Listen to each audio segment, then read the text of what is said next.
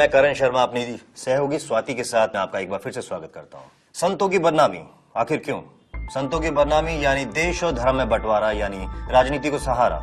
आखिर क्यों लग रहे हैं संत आशाराम बापू पे लगातार इल्जाम? एक सिलसिला ऐसा जो लगातार जारी है। आपको बता दें ये बात है सन 2004 में दिवाली के अवसर पर श्रद्धेय शंकराचार्य स्वामी श्री जयेंद्र सरस्वती को गिरफ्तार किया गया। उन पर कई झूठे और बेबुनियाद आरोप लगाए गए। आपको बता दें कि उसी वक्त आशाराम बापू ने यह भविष्यवाणी की थी कि देश और धर्म ही नहीं बल्कि साधु और संतों के खिलाफ एक समांतर ताकत काम कर रही है, जो निश्चित तौर पर आगे चलकर उनके खिलाफ भी साजिशें रचेगी। और आज आसाराम बापू की इसी भविष्यवाणी को सही साबित करने में जुटे हुए हैं कई लोग। नई कहानियां बनाना और नए आरोप लगाना तो मानो एक फैशन सा बन गया है। इन आरोपों का कोई अंत नजर नहीं आता और आज हम इन्हीं बेबुनियादी आरोपों का पर्दाफाश करेंगे। 20 अगस्त 2013 को उत्तर प्रदेश की एक लड़की द्वारा आशाराम बापू पर छेड़खानी का बड़ा आरोप लगाया गया। दिल्ली में दर्ज एफआईआर में लड़की ने यह कहा कि बापूजी ने उन्हें कमरे में बुलाकर लगभग 1.5 घंटे तक उनके साथ छेड़खानी की। यह भी धमकी दी गई कि वह अपने माँ बाप को कुछ न बताएं।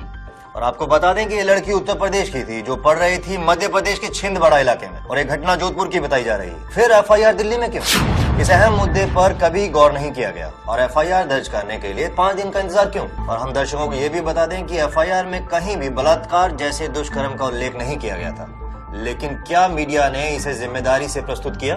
छानबीन शुरू होने के पूर्व ही कुछ न्यूज चैनल्स ने आरोप तक तय कर दिए और सीधी गिरफ्तारी की मांग कर डाली। बार बार यह दर्शाया जा रहा था कि बापूजी पर बलात्कार का आरोप लगाया है। 26 अगस्त 2013 को जोधपुर के डीसीपी अजय लांबा ने प्रेस कॉन्फ्रेंस में यह साफ बताया कि एफआईआर में कहीं भी ऐसे दुष्कर्म का उल्लेख ही नहीं है। वेरी फर्स्ट डे से हम ये कह रहे हैं कि 376 का ना कोई मेडिकल एविडेंस है, ना कोई पीड़िता ने आरोप लगाया है। रही बात छेड़खानी की, लड़की की मां कमरे के बाहर बैठी थी। एफआईआर में लड़की ने यह कहा कि वह कमरे में चिल्लाने लगी और ऐसा करते ही उसका मुंह बंद कर दिया गया। बड़ी ताज्जुब की बात है कि मां को चिल्लाने की आवाज सुनाई नहीं दी। 1.5 घंटे तक जिस लड़की का यौन शोषण हुआ हो, ऐसी लड़की जब अपनी माँ के सामने आती है तो क्या माँ को उसके हालात देखकर उसके मन में आशंका नहीं होगी? ऐसा होने पर कोई चुपचाप कैसे सो सकता है? और क्या यह संभव है कि ऐसी घटना घटने के अगले ही दिन सुबह वही लड़की किसान के बच्चों के साथ खेले और खुशी खुशी उन्हें 200 रुपए भी दे दे? आज्ञा भी ली थी, फिर हमारे साथ में इधर आए, खाना खाया और हंस मिल के बच्ची एकदम अपने पिताजी के साथ हंस मिल के बातचीत कर रही थी। और मेरे लड़के और लड़की को उन्होंने पैसे दिए, 100 रुपए भी दिए। फिर मेरा चचेरा भाई उनको रेलवे तक ड्रॉप करके भी आया। लोगों को यह भी दर्शाया गया कि मेडिकल जांच से बलात्कार की पुष्टि हो गई है, जबकि जोधपुर के डीसीपी अजय लांबा ने साफ बताया है कि मेडिकल रिपोर्ट में 376 के आरोप के पक्ष में कोई एविडेंस नहीं है। हम बार बार ये कह रहे हैं कि मेडिकल रिपोर्ट जो दिल्ली से आई है हमारे पास, मेडिकल रिपोर्ट में भी किसी भी तरह से 376 के आरोप के पक्ष में कोई एविडेंस नहीं है। बापूजी की गिरफ्तारी की षड्यंत्रकारियों द्वारा रची गई गहरी साजिश के आहत होकर भोपाल आश्रम के वरिष्ठ पदाधिकारी श्री देव कृष्णानी जी की मृत्यु हो गई। उन्होंने 2 दिन से अन्न जल त्याग किया था।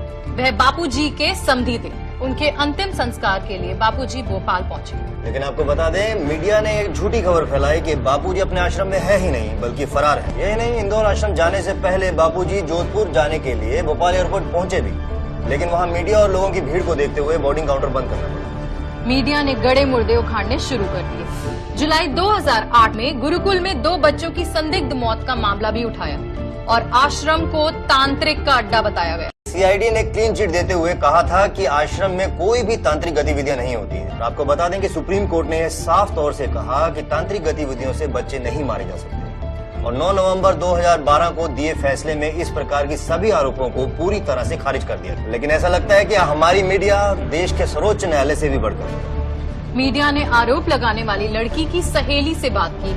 उसने जो बात मीडिया से कही उसे मीडिया ने लोगों तक पहुंचाना जरूरी नहीं समझा।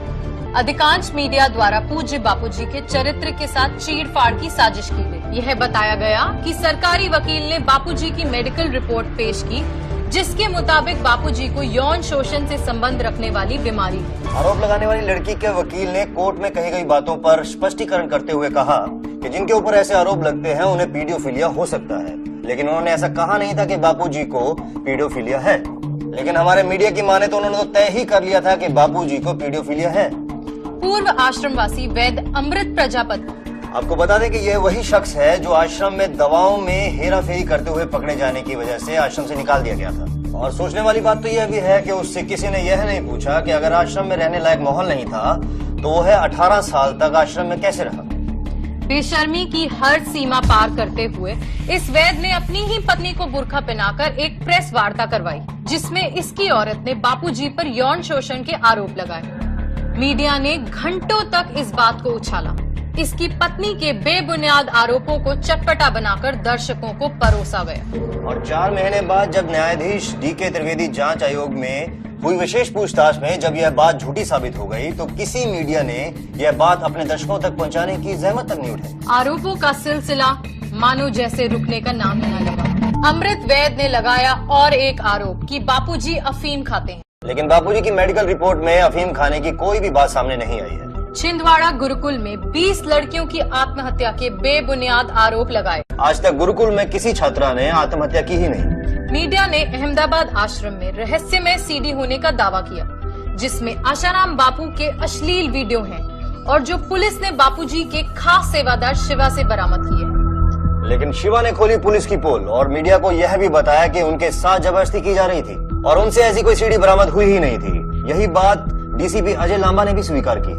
आश्रम से भागे हुए राजू चांडक ने दिसंबर 2009 को अपने शरीर पर गोली सेट करवा ली और गोली चलाने के आरोप आश्रमवासी गजानन पर लगाए। जांच में यह आरोप झूठे साबित हुए। आपको बता दें कि ये वही राजू चांडक है जो एक स्टिंग ऑपरेशन में एक लड़की को आशाराम बापू के खिलाफ रेप का आरोप लगाने के लिए 5 लाख रुपए देने को राजी होते हुए नजर आए। तो 5 ट्रस्टी मुझे आसाराम मर गया, नारायण कहीं चला गया, सुरेश कहीं अलग बैठा है, कोई अलग बैठा है, वहाँ कोई आदमी है नहीं जो ट्रस्ट की लिस्ट में था, तो क्या करोगे आप?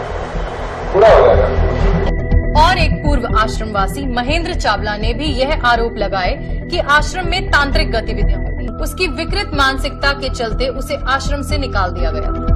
बापूजी के ठीक जमानत के पूर्व साजिशकर्ताओं ने सूरत में 2 बहनों से फिर से बलात्कार का ढोंग रचाकर बापूजी के साथ उनके पूरे परिवार को लपेट में ले लिया। बापूजी की बेटी भारती देवी ने कहा कि कोई पत्नी अपनी पति के लिए और कोई बहन अपने भाई के लिए ऐसे दुष्कर्म भला कैसे कर सकती है, और ये आरोप भी लज्जास्पद है, संभव ही नहीं। सब झूठे ही आरोप है उसके, मेरे को उसके आचरण पे और संयम पे। संयम ही है, उसके संग से बहुत ही लड़कियां संयमी हो जाती है और मेरे को पूरा विश्वास है वो ऐसा कुछ नहीं है उसमें। मीडिया ने यह संगीन आरोप भी लगाया कि बापूजी की राजदार शिल्पी फरार है। ब्रिजमोहन गुप्ता उर्फ भोलानंद ने यह आरोप लगाया कि जम्मू आश्रम में बच्चों को दफन किया जाता है और आश्रम में तंत्र मंत्र की विद्या होती है। इस पूरे मामले का खुलासा किया सेवादार विक्की ने, जिन्होंने भोलानंद के साथ हुई बातचीत की एक फोन कॉल रिकॉर्ड कर ली थी और वही रिकॉर्डिंग पुलिस के सामने पेश की।